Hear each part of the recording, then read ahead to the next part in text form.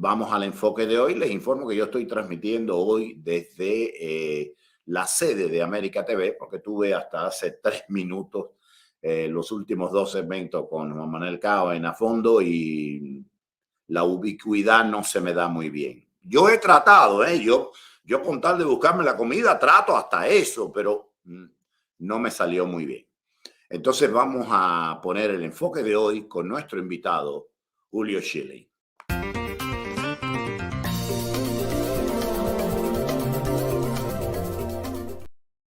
Julio, buenas noches, ¿cómo estás? Saludos, Andrés. ¿Estás como en el episodio, en algún cuarto escondido, perdido? Ahí En la está. sala de junta. Estoy en la Sí, sala sí. de junta. Pero Como tienes digo. buena iluminación, así que estás bien. Imagínate, un canal de televisión, lo que sobran son cámaras y luces. Eso es. Oye, no, ellos son amables y cuando tengo show, ellos saben que no da tiempo a llegar. Claro. Entonces me ponen me van a buscar a la casa, me ponen el transporte para más tarde y yo puedo transmitir desde aquí, así cumplo con los dos porque hay una audiencia, incluso antes que yo tuviera mi programa, como tú sabes, hay una audiencia que te conoce a ti también, incluso tú vienes aquí antes de que yo viniera. Y uno, pues, yo creo que lo mejor que se puede hacer en la vida es ser grato y cumplir. Claro. Porque si te dan la posibilidad de alzar tu voz, pues hay que aprovechar todos los espacios. No te puedes poner a hacerte el arrogante y entonces ahora me conoce mucha más gente, pero no se te olvida aquel canal chiquito que te dio, que tampoco es tan chiquito, que te dio la pelota para que picharas 2 innings cuando nadie te dejaba pichar y te decían que tú no sabías jugar. Entonces, yo creo que lo mejor que... No me gusta salir de los sitios dando portazos, aunque lo he hecho, pero yo creo que es útil colaborar. Además, como tú bien sabes, todavía hay muchas personas, sobre todo nuestros viejos, yo le digo mis viejos, los que van a tus simposios, y además esto es sin la menor ofensa, al contrario. No, sí, pero es Es el cierto. elogio que te estoy dispensando. Los que van a tu simposio, que tú sabes que ellos, bueno, un poquito con el remoto, ya después de tantos años, más o menos se pueden fajar, pero cuando tú le dices, no, busca Albuquerque en internet, dice, ay, mi madre, y mi nieta no está. Claro. No. Oiga, mi nieta no está, usted no sale por televisión. Digo, no, mi viejo, eso es cuando estoy en A Fondo, pero el programa es streaming. Dice, ¿estriqué? Pero bueno, ahí vamos, ahí vamos. Sí. No, América TV tiene una audiencia extraordinaria, incluso en Cuba se ve. A mí me han comunicado personas desde Cuba que la señal de alguna manera entra, los programas son de calidad, en fin. Ese sentir de casa lo entiendo, Andrés, porque es tal cual como lo has descrito. Ya es mucho tiempo y en cierto sentido es como una segunda casa. Uno llega ahí Sí, y seguro. se siente cómodo. Óyeme, Julio, yo sé que tú, como yo y como tanto, eres de parte. Es decir, lo más que yo te puedo pedir a ti es objetividad, pero no te puedo pedir imparcialidad porque eso no existe. Eso no existe. Y lógicamente tú eres de parte, no solamente porque estás de este lado, sino porque hemos hablado miles de veces y yo sé lo que tú piensas, mal que bien sé lo que piensas de todo aquel proceso. Pero, y yo sé que a veces la gente no cree lo que dice uno, ¿no? Pero lo cierto es que si hay un tema del que no habíamos hablado nunca tú y yo, era esto del 26 de julio. En particular, quiero decir, le habíamos pasado por encima en todo el ambaradán de hablar de la farsa, de la revolución y bla, bla, bla, pero nunca nos habíamos detenido en esto, a pesar que nuestro amigo común, César, dedica un capítulo de su libro a desenmascarar toda esta leyenda, toda esta falacia del superhombre que con 100 seres humanos logra, le falló, pero sentó las bases y después escribió La historia me absolverá, y que no es otra cosa que Mein Kampf. Pero bueno, Claro. ya llegaremos ahí. Y entonces, yo creo que es un momento oportuno, visto que ellos cada vez lo celebran menos y nosotros cada vez lo deploramos más. este 26, yo creo que es oportuno que hablemos. Y esa frase, ¿tú te acuerdas que salió en los años finales de 70? Siempre es 26. Yo creo que es una de las pocas cosas que el régimen dijo que era verdad.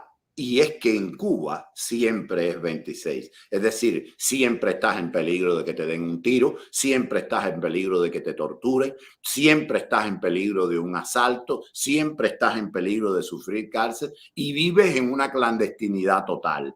Es decir, las características del 26 en otro sentido y en otra dirección se repiten en Cuba todos los días. Lo que falta es la redención del pueblo, que eso parece haberse quedado dormido por el medio del camino. Quiero que tú me des un poco tu visión sobre esto y si surgen preguntas, pues las vamos haciendo por el camino. Adelante. Fíjate, Andrés, tal vez para sorpresa tuya o de algunos en la audiencia, yo creo que la fecha del 26 de julio en sí nos lleva a una reflexión que yo creo que no creo que es tan complicada en este sentido.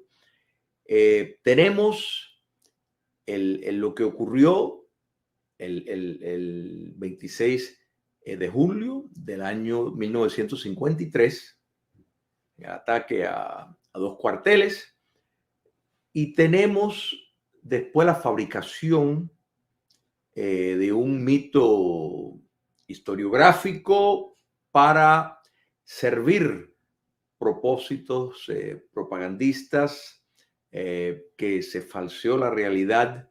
Entonces, estamos hablando de dos cosas. A mí siempre me pareció raro y hubiera sido más coherente que hubieran escogido, me refiero al castrismo, el desembarco del Granma, por ejemplo, como una fecha, porque se puede argumentar que ahí comenzó, digamos, el éxito al poder, o sea, fue el desembarco en Oriente, porque lo que ocurrió en 1953 fue una escaramuza de escasos 20 minutos, un disparate total en el sentido estratégico, una barbaridad que uno lo mira desde afuera y sobre todo toda la evidencia que ha ido surgiendo, pruebas de parafina, con testigos como Gustavo Arcos, que nunca vieron a Fidel Castro disparar un tiro, Raúl Castro, la prueba de parafina, que es lo que determina si hubo pólvora, si se disparó, no disparó tampoco. O sea que todo esto fue montado por Fidel Castro para convertirse en alguien. O sea, bajo ningún concepto, la idea de que en los cuarteles Moncada y Bayamo iban a poder producir un levantamiento que a través de toda la isla, o sea, y que iban a ser exitosos con, como tú bien describiste, con escopeta, revólver, pistolas Lugar, en fin, mal armados, entrando por el hospital, en fin, un fracaso total, no duró 20 minutos. Eso, que yo creo que sí podemos decir, bueno, siempre es 26, sí, bueno, siempre es un fracaso, porque el 26 de julio, de nuevo, fue un fracaso. Ni remotamente tuvieron posibilidad de absolutamente nada. O sea, esto fue una campaña que de hecho algunos de los que iban a ir a última hora dijeron, no, esto es un acto suicida, esto no tiene ningún sentido. Entonces, todo esto fue una programación de Fidel Castro que tenemos que recordar y trasladarnos a ese momento que había un factor de competencia entre determinadas facciones que buscaban luchar contra el régimen autoritario de Fulgencio Batista, ese golpe de Estado muy lamentable que rompió el ritmo constitucional y dio el espacio para esto, para lo que ocurrió, por ejemplo, en lo del Moncada, vemos cómo otras corrientes, el Franc País, por ejemplo, que también con el tiempo ha surgido más evidencia de que esto fue precisamente un chivatazo por la línea fidelista para sacar a un competidor potencial que tenía credenciales católicas sólidas, o sea, no era comunista. Entonces, todo esto fue utilizado por Fidel Castro, la insistencia del difunto Fidel Castro de ser enjuiciado separado de los otros, la descarga de 2 horas que dio dejando un testamento político, como tú bien señalas, la historia me absolverá, la falsificación de los tiros, o sea, muchos de esos tiros fueron no de los rebeldes que estaban entrando, de los 160 rebeldes, no, fueron por las ametralladoras que tenía el ejército cubano, que con el tiempo Fidel Castro buscó cómo anchar esos huecos para dar un impacto de que había sido más dramático el esfuerzo. O sea, fue una forma una entremezcla de Hollywood y Madison Avenue de promover, de agrandar un evento que fue un total fracaso en un éxito. Tenemos que recordar, o sea, que dentro de ese grupo habían personas que tenían los intereses sinceros de retornar a Cuba a la Constitución de 1940, que tenían una visión muy distinta a la que tenían los hermanos Castro. O sea, no había en ningún sentido una coordinación con el comunismo internacional en voz popular, o sea, públicamente. Sí habían conexiones desde la década de los 40 con Fidel y Raúl Castro, como César Reinel Aguilera, nuestro amigo, bien ha informado.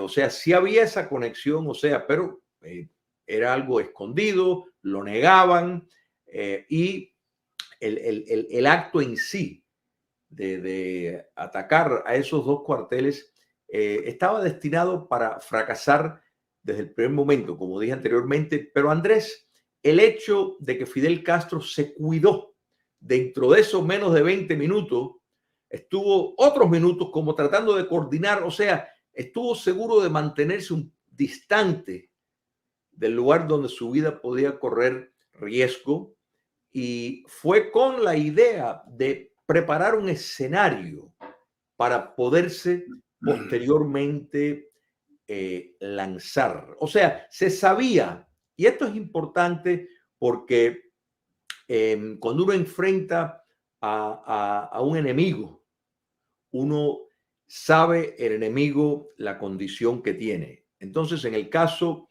de Cuba republicana, incluso los gobiernos autoritarios como Machado, como Batista, en Cuba había una cultura de impunidad, o sea, se extendía,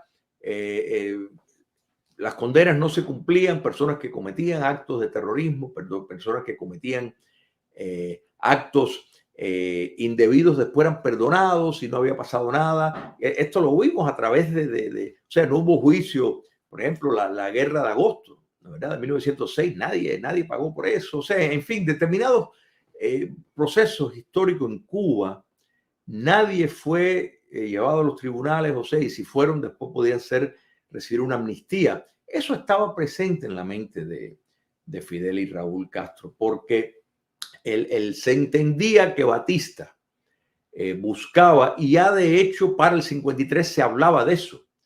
Se hablaba de que iba a retornar a la Constitución de 1940, se hablaba de que iba a volver a abrir el Congreso, que se iba a abrir los espacios, que iban a haber elecciones, y era lógico concluir que hubiera habido algún tipo de amnistía. O sea, que esto no fue una sorpresa de todo.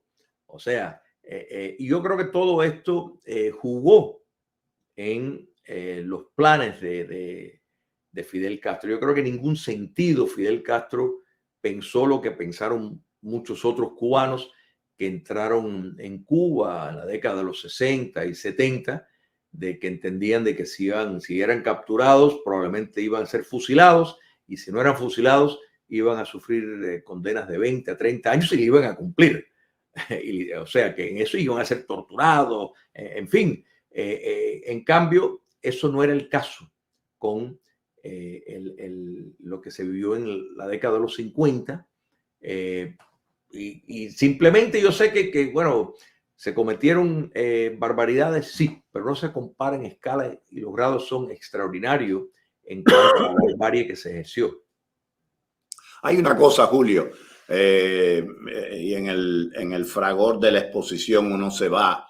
Dos personas me señalan, y tienen razón, que Frank era bautista, era cristiano. Pero ok, no verdad.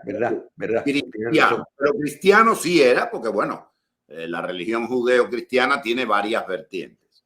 Entonces, además, ferviente religioso, maestro, una persona. Después podía haberse descompuesto como mucha gente, cuidado. Aquí no estamos, como se dice en inglés, sugarcoating a Fran País con tal de echarle a Castro, ni mucho menos. Todos somos susceptibles a la corrupción, pero no podremos saberlo. Lo que se vio fue un hombre que incluso sabía que estaba quemado y se quedó en el llano. Para los que no son cubanos y no son viejos como yo, estar quemado es como en inglés cuando se dice is blown, that identity was blown. Es decir, su identidad se sabía, las fuerzas represivas del gobierno de Batista sabía que Fran País se les oponía y que había emprendido el derrotero de una lucha armada o casi. Entonces era un candidato número uno a ser asesinado.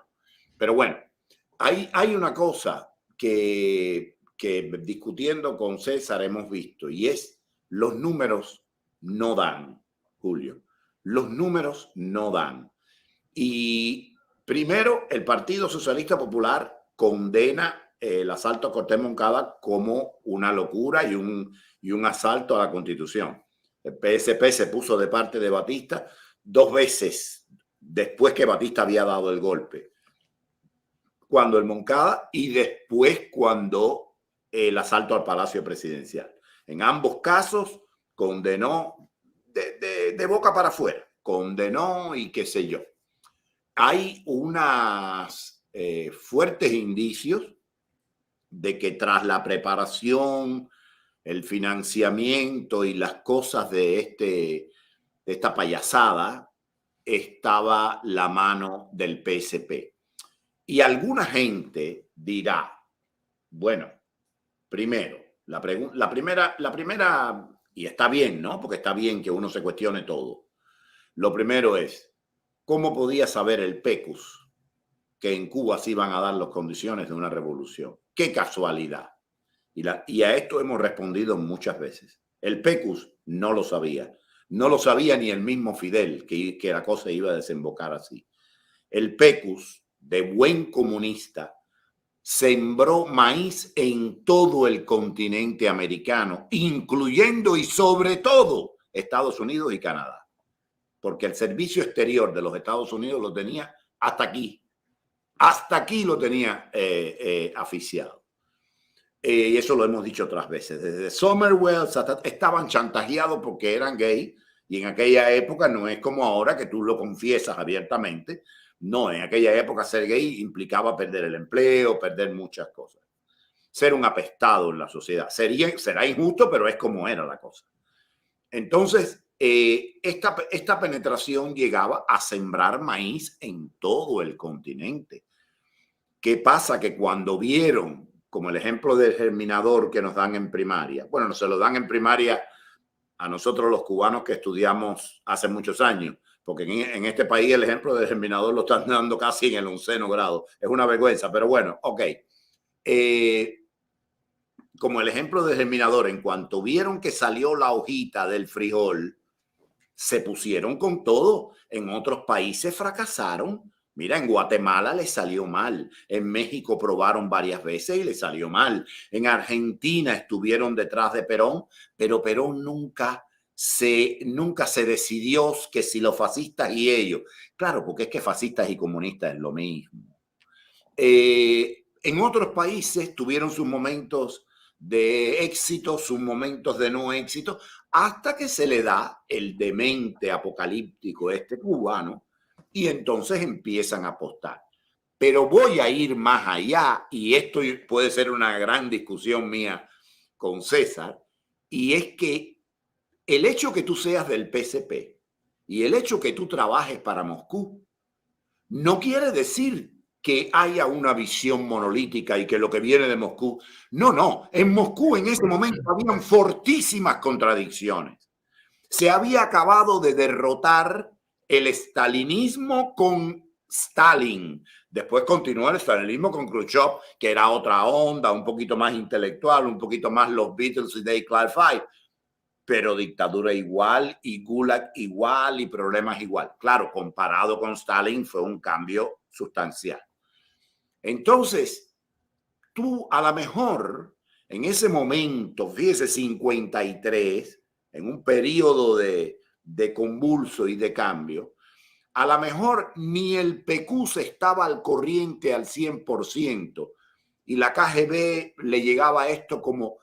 Pero recuerden que los seres humanos tienen sus ambiciones. Y Fabio Grobar, Flavio Bravo y compañía llevaban décadas en Cuba trabajando.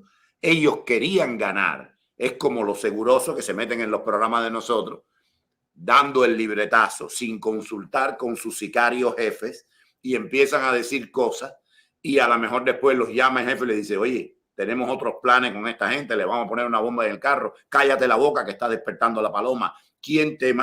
Eso pasa en todas las instituciones. Entonces, lo que no quiero, y no es que yo no lo quiera, lo que sería para mí un premio, es que viéramos esto como parte, sí, de una política planificada, pero donde el azar y la coyuntura tuvo mucho que hacer y donde no hay un pensamiento monolítico. Me consta que en el PECUS hubo no una gran discusión y tensión sobre el tema cubano, pero habían algunos históricos que no se confiaban de Fidel Castro y hacían bien. Y habían otros que sí. Las escuelas de pensamiento eran dos y estaban divididos. El comunismo, como todo sistema de cualquier tipo, culto, como usted lo quiera llamar, tiene siempre por lo menos dos facciones, aunque a usted no le parezca y aunque usted no lo vea. Entonces, no veamos el caso del Moncada, el caso de Cuba, como una cosa colegiada desde la vía Lubyanka, que es la dirección, la KGB está en Lubyanka Avenue, y todas estas cosas, y el PECUS. No, habían sus facciones y sobre todo la parte de la ambición personal de Grobar y compañía, que llevaban años embarcados en Cuba, habían pasado por distintos momentos históricos y vieron la posibilidad de reclamar una ventaja y de consecuencia ser unos mastines más reconocidos en Moscú. Y dijeron, coronamos con el apocalíptico anormal Vamos a empezar a subirle el ego y vamos a empezar a manejarlo y cuando se viene a dar cuenta le tenemos copado todo. Y él, que también coqueteó y que también pensó que iba a utilizar a los soviéticos y en cierta medida los utilizó para su conveniencia, pues fue un matrimonio de conveniencia, un matrimonio por interés, por dinero. Perdóname que haya hecho esta previa, pero quería aclarar esto para que no parezca una barata teoría de conspiración. Esto Fidel solo no lo hubiera hecho nunca. Claro. Una de las pruebas es que después, cuando estaba preso, le metieron a Ordoqui y a otros miembros más del PSP con el único objetivo de cuidarlo. Con el único objetivo, porque esa gente no eran delincuentes, se dejaron meter presos para cuidarlo, para que no le pasara nada. Porque ya dijeron, aquí puede haber germinador. Vamos a ver qué pasa. Adelante, Julio. Fíjate, Andrés, me parece que en la discusión que tuviste con César, digamos, tal vez, no voy a decir dos polos, pero bueno, dos lados en algunos puntos. Yo creo que yo voy a tal vez agarrar un poco de cada lado, o sea, de ustedes, porque me parece que voy a hacer tal vez un síntesis en ese sentido, un puente. Mira, se sabe sin ninguna duda que desde la década de los años 20 ya la Unión Soviética estaba penetrando las instituciones cubanas.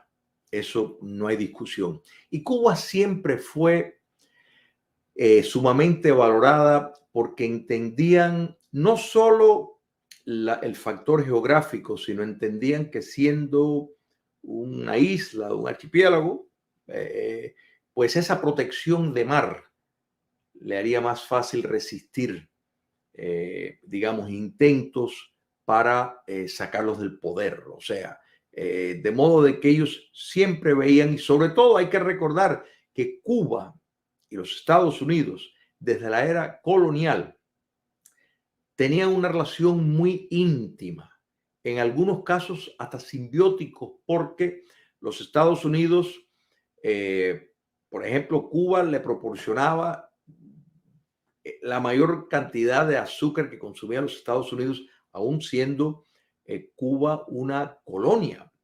Los Estados Unidos tenía grandes intereses en Cuba. Ya para el sexto presidente, John Quincy Adams, el hijo del segundo presidente, hizo intentos directamente de adquirir la isla por su posición geográfica y el gran temor de que otras potencias extranjeras pudieran apoderarse de Cuba, porque consideraban que España tarde o temprano iba a perder su colonia preferida. O sea, que la relación, ningún país de América Latina, ninguno, ha tenido la relación cultural, porque no solo es económica, que tuvo ese enlace entre los cubanos y los estadounidenses. Fíjate que la nación cubana se forja en el destierro. O sea, todos nuestros próceres, absolutamente todos, vivieron fuera del territorio nacional, gran parte de ellos, en los Estados Unidos, hablaban inglés, la guerra de los 10 años, el gobierno de Grant, del presidente Grant en aquel momento, iba a reconocer la fuerza beligerante. Lamentablemente, el ministro de Estado, Hamilton Fish, pues lo convenció que no lo hiciera. Esto siempre fue un tema. Siempre fue un tema de reconocer o no la fuerza beligerante. ¿Qué se hace con Cuba? La reconcentración de Weyler y tuvo gran impacto en la sociedad estadounidense. O sea, había una sensibilidad, y no lo voy a aburrir con esto más, insistir este punto, pero yo creo que esto hay que entenderlo, de que esa especialidad, esa conexión especial entre Cuba y los Estados Unidos, los soviéticos lo entendieron claramente. Lo entendieron, vieron, los soviéticos siempre vieron el factor racial en los Estados Unidos como un modo de enfocar la lucha de clases. Entendían en Cuba el tema racial también, o sea que habían pues un alto por ciento de la población negra, y veían desde cómo se podía utilizar ese fenómeno. O sea, por eso es que sí tuvieron infiltración en toda América Latina, México, pero Cuba, para la Unión Soviética, para el comunismo internacional, siempre fue un enfoque especial. Ok, así que de la década de los 20. Punto. Se sabe también que ya para el Bogotazo, para el 48, oficialmente Fidel y Raúl Castro, los dos, no solo Raúl Castro, los dos estaban teniendo relaciones con la inteligencia soviética. Curiosamente, la inteligencia militar, que era más secreta, se reunía y tenía conexiones con Fidel Castro.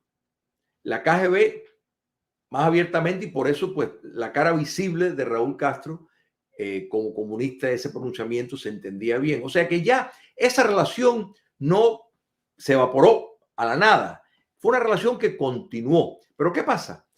Tenemos que recordar que los comunistas lograron en el propio gobierno de Batista una gran comodidad en el gobierno. O sea, eso fue un gran logro para el comunismo internacional. O sea, tenían carteras, tenían ministerios.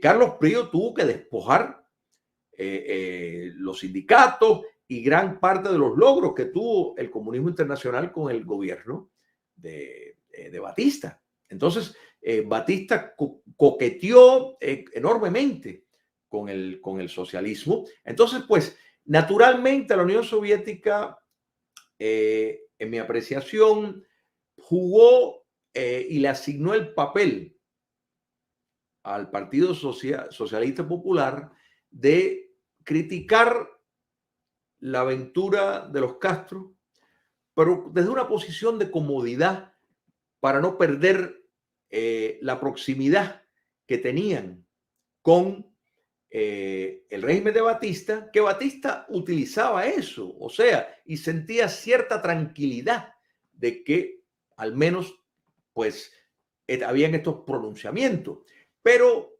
pueden estar convencidos que la preparación del Moncada contó con asistencia logística de los soviéticos. Y van a decir, bueno, ¿qué clase de asistencia? Fue un desastre.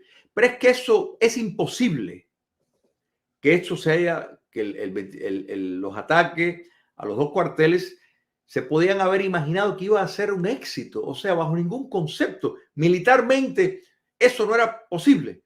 Entonces, era más bien para lanzarse y tener una plataforma para legitimizarse, convertirse en alguien. Recordemos que Fidel Castro, cuando es rechazado por el Partido Ortodoxo, psicológicamente había caído en desprestigio. O sea, Chivas no lo quería ni ver.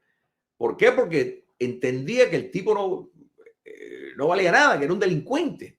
Y esa noción de delincuente se entendía dentro de la clase política cubana. Lamentablemente, yo creo que tú abordaste esto de alguna manera al principio. Los políticos de la oposición a Batista, cubanos, los políticos democráticos, incluyendo Prío, etcétera, pensaban que podían utilizar a Fidel Castro, pensaban que lo podían manipular, que era un loco que se podía, pues de alguna forma, controlar.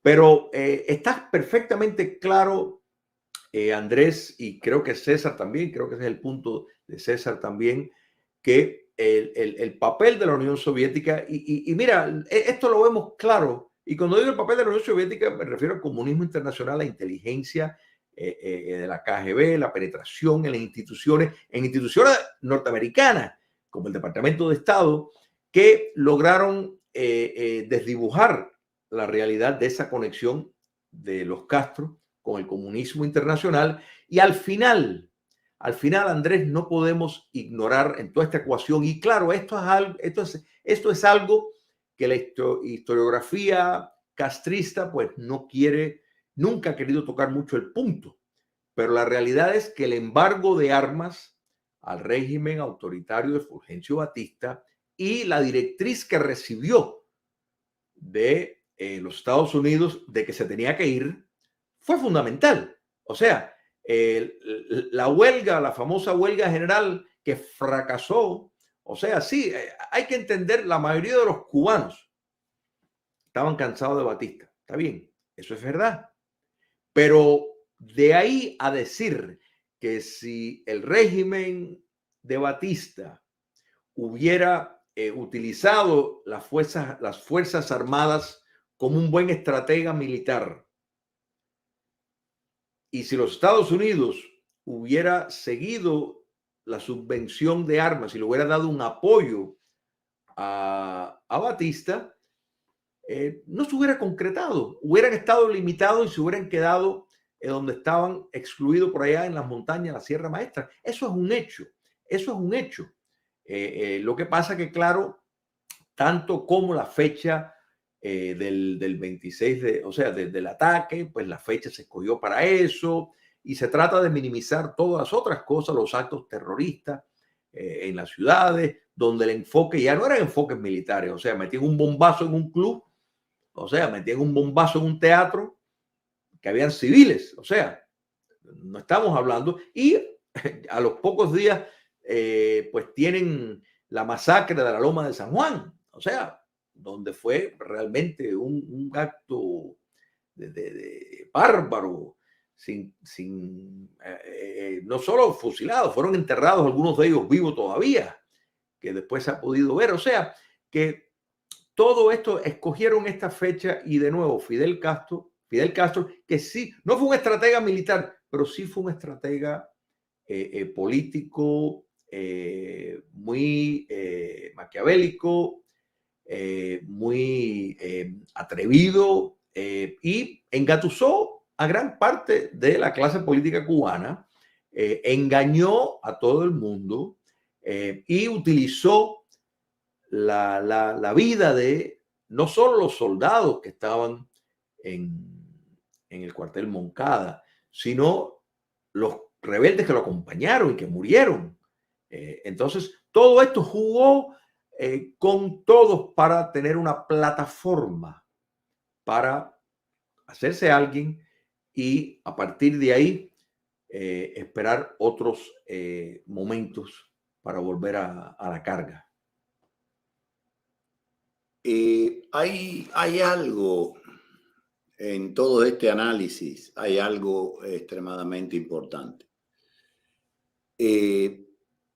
Tú decías, y yo concuerdo, que los comunistas utilizaron a Castro y utilizaron el Moncada no con la idea de que iban a ganar, porque ellos no son imbéciles, Claro. sino con la idea de que iban a lanzarlo a la vida política, porque por más que le fuera antipático, y Fidel le era antipático, Fidel nunca ganó una elección, jamás, y le caía mal a todo el mundo, bolechurre le decían.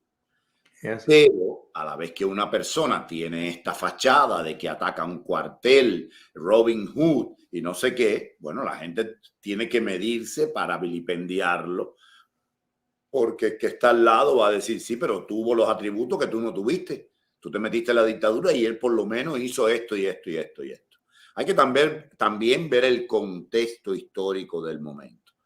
Hubo, por un lado, una conspiración entre soviética y los comunistas locales. Segunda, una penetración al Departamento de Estado americano, el famoso cuarto piso, que lo narra en manera magistral el ex embajador, el que le dijo a Batista que tenía que ir. Y también hay una cosa que yo te quería decir, y es en esto de que no es monolítico el comunismo.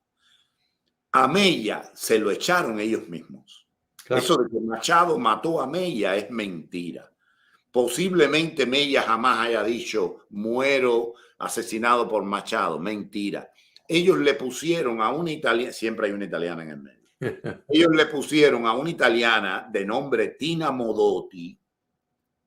Mella era un tipo, él era comunista y todo, pero era un tipo bastante vertical. Es decir, era el enemigo tuyo y mío, pero un enemigo coherente. Es decir, mira, yo pienso así y pienso así cuando llueve, cuando no llueve y cuando hay terremoto. No que yo cambio ideas según el tiempo. Ya esto le da una cierta coherencia sin dejar de que fuera nuestro enemigo. No está, visto que murió tan joven, no creo que es nada osado hipotizar que con la madurez hubiera cambiado de idea, no sería el primero. Entonces, a lo mejor hubiera cambiado de idea. Él estaba en contra de la línea hipócrita del PECUS y lo dijo en muchas ocasiones. Los otros comunistas le pasaron la cuenta y lo mandaron a matar a México. Lo pusieron bajo control de Tina Modotti y después lo mandaron a matar y lo mataron. Entonces, esto es de nuevo para demostrarle a los amigos de que cuando se habla de las conspiraciones comunistas, no debemos pensar en nada monolítico donde todos están de acuerdo. No, no, no, no. Hay una orientación que manda el PECUS o quien sea. Pero después de ahí las cosas son musicales. Y hay facciones que dicen, mira, vamos a coger esta orientación. No llames ni preguntes. Yo que me he ganado el pan traduciendo, te digo que la categoría de trabajo de traductor ha servido de coartada a miles de libretazos y de decisiones voluntariosas en este mundo. Es que no entendí. Pero si tú hablas perfecto ruso. No, yo me defiendo, pero ¿cómo tú me vas a decir a mí que no entendiste? No, mira, yo no entendí lo que mandó a decir Nikita, yo no entendí lo que mandó a decir Stalin. Mira, yo maté a Mella, pero bueno, ya está muerto, ya se jodió. No, fíjate, Andrés, y esto no está en la ocasión de lo que estamos hablando, pero es importante resaltarlo, que ese tipo de la inclinación de caer en facción o de eliminar a personas que consideren que le puede quitar sombra, Ernesto Guevara, por ejemplo, mandado a Bolivia y prácticamente abandonado por los comunistas. El caso de Camilo Cienfuegos, o sea, que bueno, ahí ya estamos hablando más de teoría, pero así todo, yo creo que hay bastante consenso de que había el interés de eliminar. O sea, que esto lo vemos, volvemos a Frank País, lo veía como una amenaza. Uber Matos lo veía como alguien que podría arrastrar personas. Arnaldo Ochoa veía con alguien con la capacitación de poner, de motorizar tropas. La desaparición por quién sabe qué de más de 2 docenas de oficiales de las Fuerzas Armadas y de la inteligencia que se murieron a raíz del 11 de julio. Todas estas cosas nos dejan ver que realmente nadie está seguro en un régimen como ese, No. ¿verdad? Y yo creo que estamos viendo ahora ciertos alones de pelo, de corbata entre Lasso y Díaz-Canel, por ejemplo, y por no decir la rivalidad histórica entre la familia de Castro I y Castro II, o sea, de los dos tiranos que pues tienen una relación muy mala. Nada de esto es casualidad. O sea, quiere decir que a través de todo el proceso histórico, esto ha sido un fenómeno constante de este tipo de, volvemos a ver a Trotsky, la diferencia que tuvo con Stalin, que eran las dos fuerzas que estaban compitiendo para ser el heredero de Lenin. O sea, porque eran los dos y escogieron a Stalin porque pensaba que iba a ser menos malo que Trotsky, que era el encargado del terror rojo cuando la guerra civil en Rusia, de los bolcheviques. Entonces, todo esto, Andrés, nosotros, o sea, yo creo que en el caso de Cuba, y estás muy correcto, en el caso de Mella, pero fíjate cómo lo trata la propaganda, lo convierten en héroe, igual que Ernesto Guevara, es el Mickey Mouse del socialismo, o sea, lo convierten en figura porque es que eso es parte y ese es el papel que sirve en Moncada y pues quieren extrapolar nada menos que al apóstol de la independencia para decir que él fue el autor intelectual. O sea, que tú te das cuenta que todo esto es un mundo surreal de fabricación y fabricación. Hoy el dictador cubano, pues, ¿qué es lo que está diciendo? Bueno, es un Moncada y que somos en Moncada y país, parrabasadas constantes. O sea, estupideces, cosas que tú dices, pero todavía esta gente, después de 6 décadas, están todavía con revolución. O sea, no acaban de hacer la revolución, totalmente desnaturalizando el concepto de revolución, lo que es.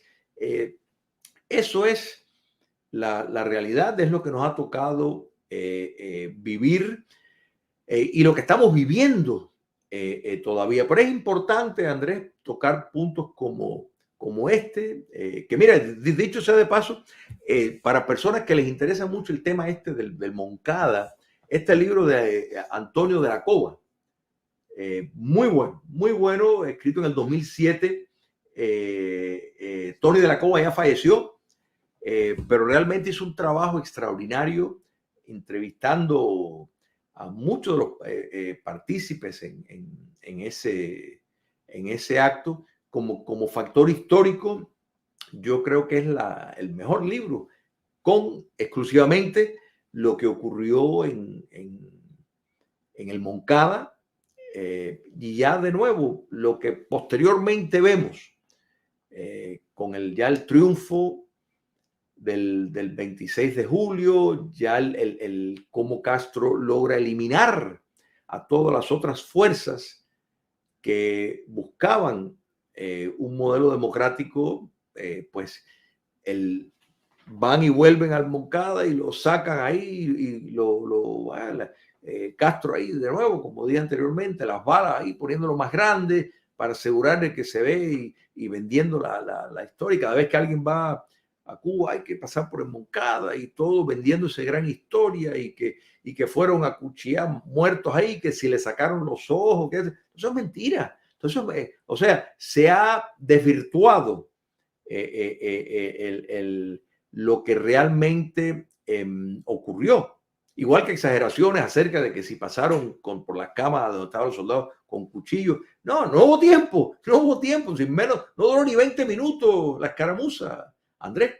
¿Te das cuenta? O sea, irónicamente, por eso es que yo te dije que me parecía medio estúpido escoger una fecha donde todo fue un fracaso, un evento, que todo fue un desastre, pero fue un desastre no es porque había una gran erosidad de resistencia ante fuerzas grandes, no, fue un desastre del principio, no llegaron a nada. Muchos de ellos ni llegaron a disparar nada porque donde estaban colocados era imposible por las distancias y los muros tirar tiros, o sea, fue una estupidez total lo que ocurrió. Podían haber escogido el desembarco del Granma o cualquier otra cosa, pero la gran diferencia es que Fidel Castro quiso ligar la letanía que dio de 2 horas de la historia de Absolverá. Por eso es que se escoge el 26 de julio. De lo contrario...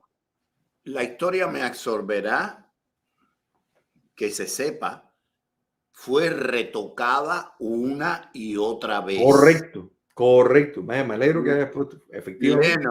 Lenov, el agente Leonov, como se dice, yo no sé ruso, que se supone que haya sido el que recluta a Raúl en el regreso de aquel barco antológico, de aquel Festival de la Juventud y los Estudiantes. Bueno, ese Leonov, que era el oficial de la KGB que se ocupaba de Cuba y que estaba en México, cuenta que él le pide cuando Raúl le presenta, claro, son cosas dichas por comunistas, hay que ver si, pero fíjate, es sintomático, ¿eh? Y cuando él le dice que cuando Raúl le presenta al hermano, que el hermano lo mira con una cierta desconfianza, porque él era muy rubio y parecía americano. Cosa muy normal en Fidel, que era una persona inteligente, pero extremadamente estereotipado y acomplejado, como todos sabemos. Entonces dice que lo mira con desconfianza, hasta que él le dice, óigame, a mí me interesa mucho ese alegato de la historia me absorbeda. Dice que Fidel sacó un papel del bolsillo del saco y se lo dio. Como cuando tú vas con tu tarjeta, ¿no? Con your business card, que lo estás lista para... Es toda una montada publicitaria. Totalmente. Y él lo retocó. Por eso yo te decía que la historia me absolverá es la versión caribeña con pachanga de Mein Kampf de Hitler. Correcto. Es el mismo. Y Hitler lo hizo con el mismo propósito. O sea, exacto. Era para dejar ese testamento. Y lo que tú dices, me alegro muchísimo que lo hayas traído a colación. Efectivamente, había una persona ahí que estaba tomando nota de lo que se estaba diciendo y la versión de esa persona es inconsistente con lo que conocemos hoy. O sea, en ese cambio, o sea, que pues se retocó, se fabricó, se editó para precisamente servir los propósitos que buscaban. O sea, esa es la realidad. Pero esto, Andrés, es una tarea, es parte, como si no fuera poca, es parte de la tarea que hay que llevar a cabo, que hay que presentar y culturalmente ganar, porque realmente sobre la gran mentira, porque mira, Ho Chi Minh, cuando estaba combatiendo primero los franceses, después, bueno, los estadounidenses,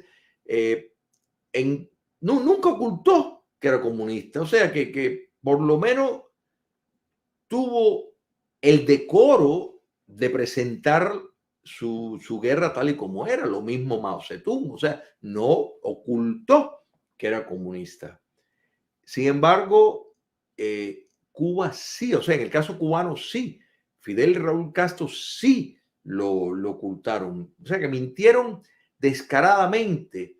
Es probablemente el movimiento sociopolítico que más ha mentido en la historia, porque hay gran dosis de verdad en el mensaje que proyectaban todos los otros procesos históricos que desembocaron en dictadura. Lenin nunca dijo que no era comunista. O sea, nunca dijo que no iban a colectivizar, nunca, o sea, se entendía las raíces y los que apoyaran o no, al menos sabían, tenían una visión de lo que estaban metiendo. Los jacobinos tampoco engañaron a nadie. En los 2 años que estuvieron en el poder, pusieron en práctica lo que dijeron que iban a hacer. O sea, en cambio, eso no fue el caso cubano. O sea, aquí hubo una mentira en todo momento. Llegan al poder y entre las primeras cosas que hacen es destruir todos los récords del BRAC, o sea, del Buró Represión Anticomunista, o sea, que tenía todos los récords de todos los agentes comunistas que habían en Cuba. Lo destruyeron. Qué casualidad, si no tuvieran tantas cosas que hacer, acaban de llegar a La Habana y lo primero que hacen es eso. O sea, quiere decir que hubo, hasta que ya se sintieron, pues, lo suficiente sólido después de Valle Cochino en el año 61 para declararse, como él dijo, que fue marxista, leninista de toda la vida y pa. Entonces, esto hay que entenderlo porque sobre esa gran mentira todavía la estamos viviendo. O sea, el discurso del dictador Díaz-Canel, pues, culpando a los Estados Unidos del gran fracaso de ellos. O sea, Vietnam es comunista, China es comunista, pero tiene un estándar de vida muy diferente a la que tienen los cubanos. ¿Cómo es posible? Pero no, ellos le echan la culpa a que está en la lista de países terroristas. ¿Cómo es eso? O sea, ¿cómo es eso? Si fueron puestos ahí en el año 82, después fueron sacados. Lo que pasa es que eso es el guión que tienen que vender. Claro, el estar en esa lista es verdad que les priva de tener acceso, aunque quisiera el gobierno de Biden darle acceso de crédito del contribuyente estadounidense, no lo puede mientras están en esa lista. Eso lo entienden. Pero te das cuenta que las mentiras siguen. Las mentiras siguen. O sea, por eso es que te digo que no hay. El comunismo por lo general siempre ha navegado entre mentiras. Eso es cierto. Pero al menos en esos movimientos, cuando están luchando por dominar el poder, uno sabe de dónde viene. No hay engaño. En cambio, eso no fue lo que ocurrió en Cuba y no fue lo que ocurrió en ese acto delirante que hace 70 años en Santiago. Así que esto, mi querido amigo, nos toca llevar a la lucha. Me llama la atención algo, Julio, y es que ellos mienten y después te dicen, no habíamos dicho desde el principio, fíjate, no habíamos dicho desde el principio que queríamos hacer una revolución socialista porque las condiciones no estaban creadas. Nosotros no somos mentirosos, le maduramos la píldora hasta que le metimos el supositorio por el recto. Fíjate, entonces eso no es mentir. Sin embargo, si la derecha oculta algo, la derecha es racista, fascista y mentirosa. Siempre hay dos raseros. La izquierda no miente. Espera que las condiciones estén maduras. Claro, las maduras a golpe de yunque. No miente, pero después madura las condiciones a golpe de yunque, como el herrero. De yunque y de martillo. Entonces, hay dos raseros a nivel mundial a la hora de medir la mentira de uno y la mentira del otro. Ahora, como resultado, además de lanzar a Fidel Castro, porque después los colaboradores eran insignificantes, pero además de lanzar a Fidel Castro a la vida pública, darle un nombre, y es verdad que a partir de ahí ya la gente empezó a mirarlo con otros ojos. ¿Qué otra significación, if any, si tú encuentras que tiene otra, tuvo este hecho que ocurrió hace 70 años y unas horas? En un sentido práctico, ninguno. O sea, más bien, uno de los mayores señales de fracaso. O sea, igual que lo que hubo, como bien le dijo, ahora se me escapa el nombre del general vietnamita, que corrigió a Raúl Castro cuando habló de la guerra de guerrillas, que le dijo, no, las escaramuzas, le dijo de ustedes. O sea, como diciendo, por favor, no llame esto una guerra de guerrilla, lo que ustedes tuvieron. Goyen Yap. Ok. Entonces, nombre un poco difícil, pero me lo metieron a pulso. Nguyen Van Troy, Goyen Yap, me lo metieron a pulso, pero yo me tengo que desahogar. Yo tengo que compartir esto con alguien, porque no, lo tengo me lo metieron, mira, como la estopa, como los cañones de la Primera Guerra Mundial. Me lo metieron a pulso. Pero eso, Andrés, es significativo de que aún este comunista vietnamita, pues, o sea, no iba a decir, o sea, no pudo aceptar esa mentira, tal vez en honor a la experiencia vietnamita comparado con lo que había ocurrido en Cuba, porque cuando vemos dónde estaba la guerrilla de Castro, y todo esto está vinculado al Moncada, porque, de nuevo, fue un fracaso que no daría absolutamente nada. ¿Qué es lo que rescata a Fidel Castro? Bueno, alguien que había sido penetrado por la KGB, el periodista Herbert Matthews, que vende y falsifica una imagen. O sea, volvemos otra vez a la desinformación y el papel importante que eso ha jugado en el éxito de la dictadura castrocomunista. No es casualidad, Andrés, que cuando llegan al poder, como dije, bueno, destruyen todo eso, pero otra cosa que hacen es inmediatamente empezar a preparar movimientos para otras partes de América Latina. Ahora, ¿por qué lo hizo? Vamos a creer que fue porque el Kremlin le dijo, oye, Fidel, métele mano. No, el estratega de Fidel Castro entendía que precisamente para evitar que el enfoque fuera solamente Cuba de parte de los Estados Unidos potencialmente, quiso repartir en otras regiones, en otras partes, en otras tierras, guerrillas y problemas para que los Estados Unidos tuviera que enfocar en diferentes lugares. Y lamentablemente eso padecemos todavía hoy, que los Estados Unidos no reconoce que el germen, la médula es Cuba comunista. Sin embargo, se ha desviado la atención y eso en parte es la razón por la cual desde el primer momento buscó minar a otros países con incursiones armadas para precisamente ocupar los Estados Unidos y desviar la atención de lo que ellos estaban haciendo y de consolidarse. Inmediatamente empezó a buscar el asesoramiento con el ex bloque socialista e inmediatamente empezó a fortalecer ese ejército de la inteligencia para desinformar, para tener una presencia en los Estados Unidos. La conexión que hubo con los movimientos marxistas en los Estados Unidos, las Panteras Negras, para dar un ejemplo, no es casualidad. El tener una estación de radio transmitiéndose en los Estados Unidos desde Cuba en inglés, buscando precisamente levantar en armas a los negros estadounidenses.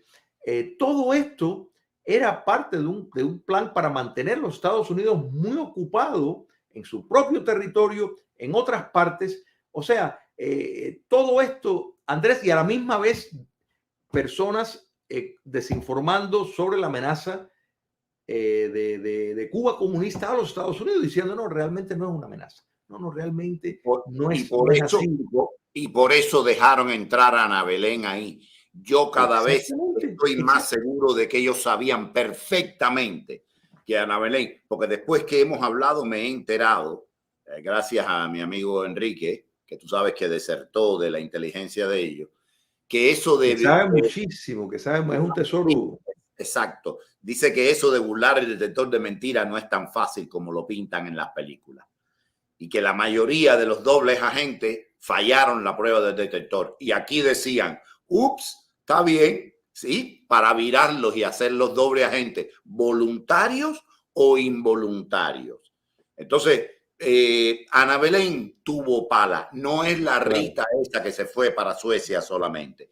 Aquí hubo pala porque los estamentos al más alto nivel necesitaban ese bocadillo que tú acabas de repetirme. Cuba no representa un peligro para los intereses vitales de Estados Unidos. Fíjate la palabra vital interest.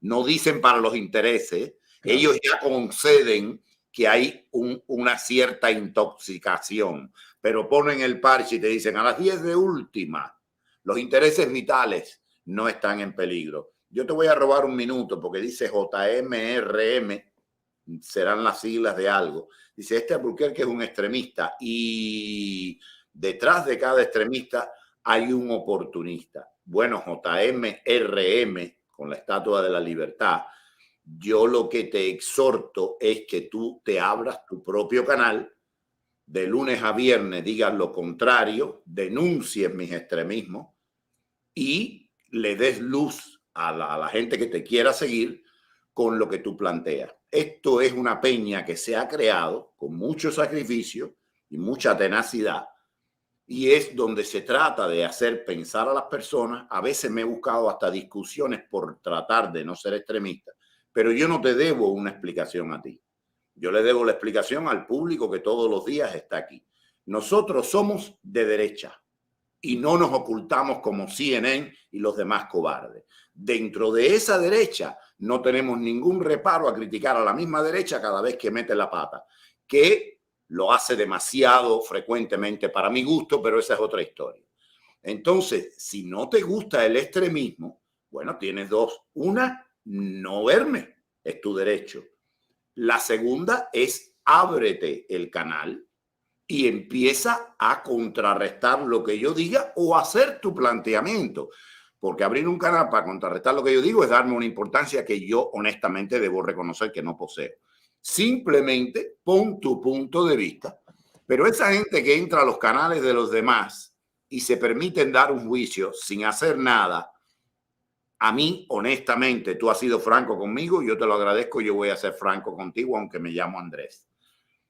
A mí me da olor, un ligero tufo a vino lusitano. Estoy parafraseando a Lezama Lima. Oportunista. Entonces, si ese es tu criterio, mañana mismo, y si tienes duda me dice cómo se hace. Si eres un tembo como yo pasé mucho trabajo, yo te digo cómo se hace y tú te haces tu canal y todos los días pones tus planteamientos más objetivos que los míos. Y mucho H y ojalá que triunfes.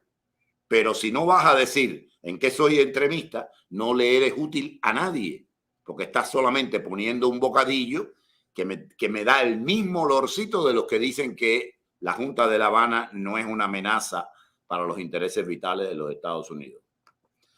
Adelante. Pero fíjate, Andrés, tú sabes que eso, y para no personalizar, o sea, lo del el incógnito, o sea, el J, qué sé yo, esa persona, pero es un lanzamiento sin ningún sentido, extremista, oportunista, es un eslogan totalmente hueco, porque todavía se dice, mira, tal cosa, esto, pam, aquí, o sea, en tu programa hemos tenido comentarios de personas que no concuerdan contigo, no concuerdan conmigo, no concuerdan con los dos, pero presentan una una base y yo creo que eso es bienvenido, eso es saludable, eso es aplaudible.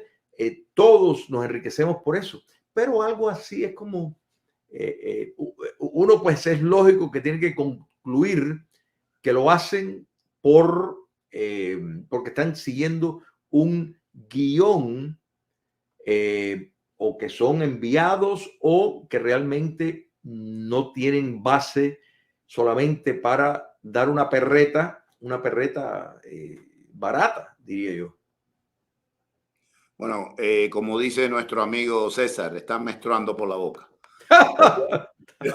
Pero bueno, óyeme, Julio, Está bueno eso. sí, sí, porque es terrible.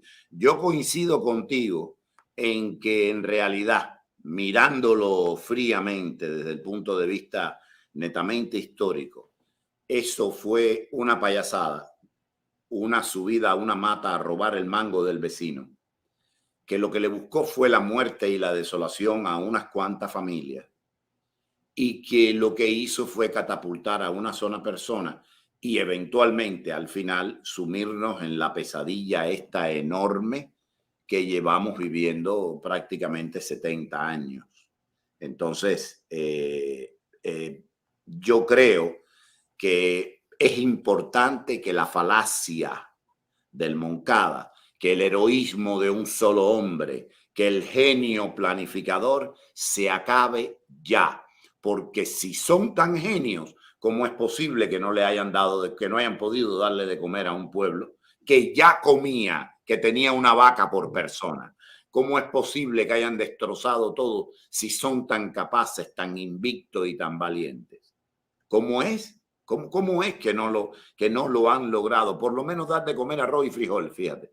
Ya no quiero caviar ni prosecco, arroz, habichuela y carne, como dicen los dominicanos. La bandera, arroz, habichuela y carne. ¿Cómo es posible que no hayan podido dar de comer al pueblo en todos estos años?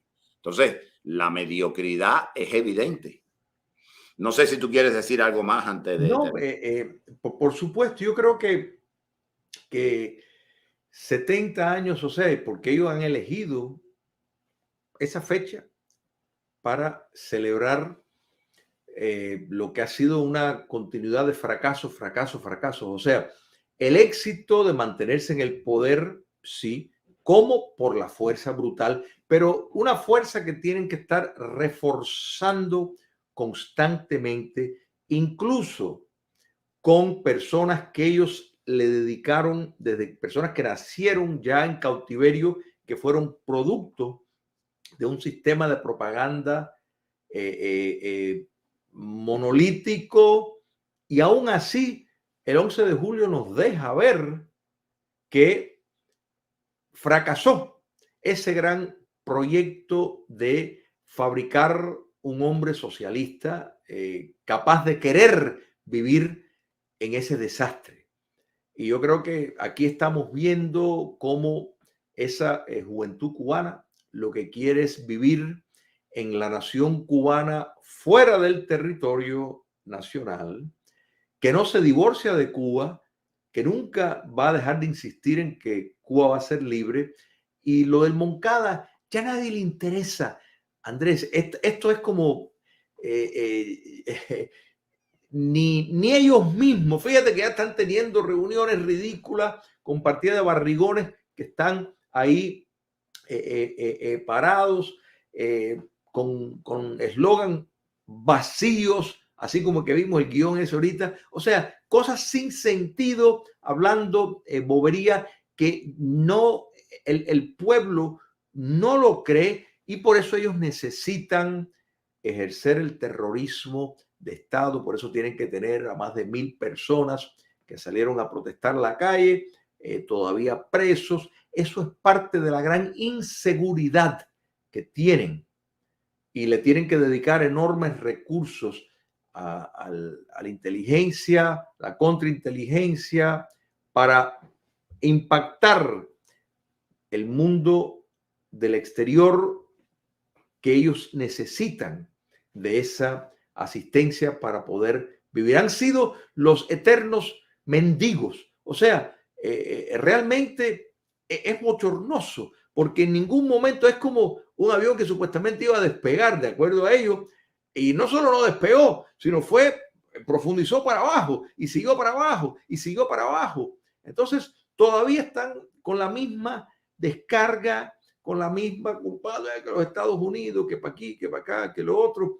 Es increíble que esto esté ocurriendo todavía. Entonces, pues eso es lo que significa el asalto al Moncada. Es un asalto a la verdad, es un asalto a la historia verdadera de Cuba. Fue asaltada, fue violada, y si ahí quieren colgar el diploma, su expediente para ser juzgado, pues la historia lo juzgará como un gran fracaso que tuvo un enorme costo en vida y en prosperidad espiritual y material. Ha sido difícil. Julio, yo creo que la mejor manera de abordar esta fecha fatídica, yo diría que el embrión de la pesadilla, abordar esta fecha fatídica, pienso que el mejor modo es verla con espíritu crítico, es decir, tratando de poner las cosas en la perspectiva. Y además señalar o desmistificar toda esta narrativa del superhéroe que nadó entre los tiburones en la bahía de Nipe. Todo es mentira. Todo es mentira. Cuando bombardeaba, comentaba Uber Mato en su libro que se escondía, ni siquiera en un búnker, un hueco que tenía, y se escondía todo sudado. ¿Y por qué tú te escondes ahí? No, porque siempre fue un cobarde osado. Cuidado, que hay cobarde de los que se meten abajo de la cama, y hay cobardes osados. Castro seguía muy de cerca esta máxima, que si no me equivoco yo detesto la cita porque no veo por qué yo le debo estar robando palabras a otro, pero en este caso creo que es muy conveniente. Si no me equivoco es de Jean-Jacques Rousseau, que dice que el tacto en la audacia consiste en saber hasta dónde se puede llegar demasiado lejos. Y entonces yo creo que Fidel ese demasiado lejos lo tuvo siempre presente. Claro. Traducido al cubano de La Habana, del solar, de la chancleta de palo y el banquito de madera, siempre jugó con la cadena, pero nunca con el mono. Claro, claro. No, mira, en ese sentido, sí. Él siempre utilizó a otras personas, utilizó todo un pueblo, utilizó movimientos, utilizó una oposición que buscó mejorar determinadas situaciones, utilizó a todo el mundo, aún desde él llega al poder, incluso personas que los acompañaron, los utilizó, los descartó cuando era ya necesario, cuando consideró conveniente. Pero fíjate, Andrés, es importante tocar temas como este, es fundamental, pero hay una realidad. Te voy a hacer una anécdota bien corta, pero te lo voy a hacer después que conectes la computadora, porque creo que dame un segundito, porque me hizo aquí de la batería, y te voy a hacer esta anécdota que creo que describe todo. Adelante. No se me vayan a ir, quédense ahí. Yo te oigo, lo que pasa es que esto es lo bueno de estos programas, Andrés, que uno lo hace de una manera, todo es espontáneo, y pasan estas cosas. Mira, hoy estaba almorzando y una camarera era recién llegada, me daba cuenta que era recién llegada, y me daba la impresión que era por el acento de Oriente. Tiene un acento un poco como los dominicanos, más o menos. Okay, entonces yo le dije, ven acá. Casi santiaguera. Yo le dije, ven acá. ¿Has hablado con tu familia hoy? O sea, ¿sabes algo? Y me dice, ¿qué es hoy? Yo le dije, hoy es 26. Y dice, 26 de julio. Dice, 26 de julio. Me dice, ¡ah! O sea, le importó un bledo. O sea, esto como tan, como que eso no existe. Y yo creo que tenemos que hablar de esto por las razones de que no es una cosa, el fracaso, que si ellos lo eligieron como, para empezar, en su simbología, esa carroza de todo una revolución y un régimen, pues yo creo que hay que comenzar entonces donde ellos quisieron, porque realmente si ellos lo escogieron es un gran fracaso, que a mí o sea, es como que, coño, tú quieres ganar, no te vayas con una pérdida tan humillante que demuestra que no estaba pensando quien lo planeó. Pero la realidad es que el pueblo, esto le importa un bledo. ¿Me explico? O sea que yo creo que la sociedad cubana tiene claro que la gran fabricación y la gran mentira que ha sido todo este proceso de 64 años de despotismo y de miseria, pues lo que ellos han elegido para representarlo es como más repugnante todavía, precisamente porque es el símbolo en la carroza que ellos más quieren destacar. Pero insisto que hay que hablar de estas cosas, porque no, yo creo que esto es importante tocar, pero te advierto que si tú preguntas mañana a algunas personas y te das cuenta que eso es como que no tiene relevancia para, sobre todo, los que hasta hace poco estaban viviendo esas escuelas todavía. Sí. Julio, te agradezco muchísimo la participación. Creo que estos temas van a seguir. El 26 es solo una fecha, hay muchos otros hechos que hay que continuar esclareciendo, que hay que continuar desmistificando y que sea claro. Si este programa en su andar encuentra elementos que puedan de alguna manera contradecir cualquier cosa que hayamos planteado antes, aquí vamos a venir y vamos a decir, donde dije digo, dije Diego. Corrección, como se hace en el fútbol americano. El tipo va con su cosa y dice la banderita, el tipo del pullover de rayita ese que le cae mal a todo el mundo. Bueno, ese. No sé qué, ¿verdad? 3 yardas para allá. Así mismo vamos a venir. Porque es que yo no gano nada atiborrándolos a ustedes con basofia para que seamos un ejército de perdedores y de alimentados con droga. Donde ganamos todos es cuando, oye, Andrés, espérate. Yo ayer chequeé y Fran País no era ni bautista ni esto, era adventista del séptimo día. Óigame, con qué placer yo lo pongo. Corregimos la versión anterior, porque así aprendemos todos. Claro. Yo no le veo como si es algo de más principio, algo más, no hay ningún problema. De hecho, está hecho para que pensemos. Ahora, todo eso en el marco de la ideología que tenemos las personas que participamos aquí y la enorme mayoría de todos ustedes. Cada cual refleja su realidad y lo ve con las aproximaciones de lo que motiva su persuasión político-ideológica. Eso no es un problema. El problema es negarlo u ocultarlo. Ahí es donde vienen los serios conflictos de intereses. Julio, un abrazo fuerte. ¿Cómo no? Andrés, que antes de irme quería invitar, no tenemos todavía el tema del próximo simposio que va a ser el 24 de agosto, pero invito a tu audiencia a entrar en Patria de Martí, a suscribirse, a recibir boletines gratuitos donde pues anunciamos los eventos, grabaciones y documentales, etcétera, patriademarti.com, y ahí pues le avisaremos del próximo evento que va a ser el 24 de agosto. Bueno, Julio, te agradezco muchísimo la presencia. Vamos a continuar, como te decía, vamos a continuar mirando todos estos temas, le vamos a seguir mirando por el pantalón al revés y al derecho. Y nada, el evento tuyo, cuando estemos más cerca, aunque no estés tú en programa, me mandas la información y yo la pongo a correr aquí abajo. Te lo agradezco, Andrés, y siempre es un gustazo estos programas contigo. De verdad que lo disfruto enormemente.